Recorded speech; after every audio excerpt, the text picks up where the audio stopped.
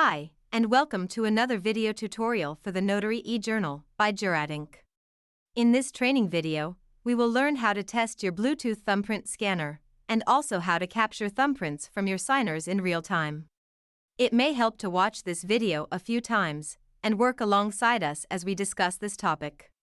Please reach out to our support staff if you have any questions after watching.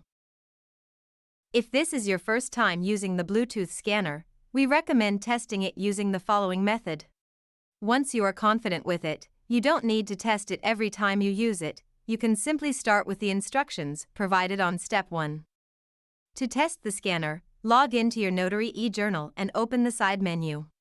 Click Test Fingerprint Reader, turn on your Bluetooth scanner, and click Connect once you see it show up on screen.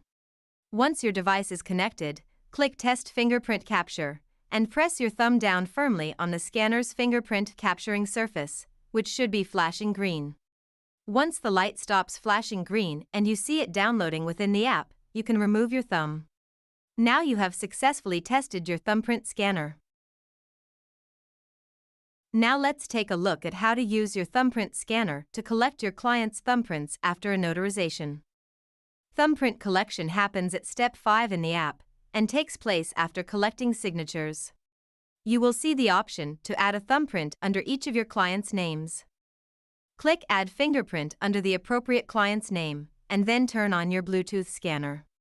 Remember, do not connect the scanner to your phone or tablet from the device's Bluetooth settings menu. All integration happens within the app. Once your device shows up, click Connect.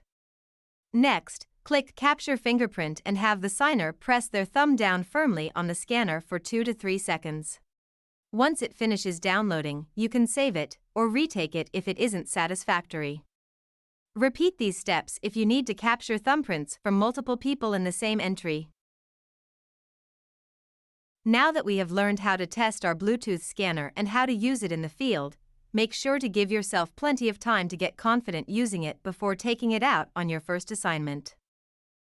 Thank you for watching. See you next time.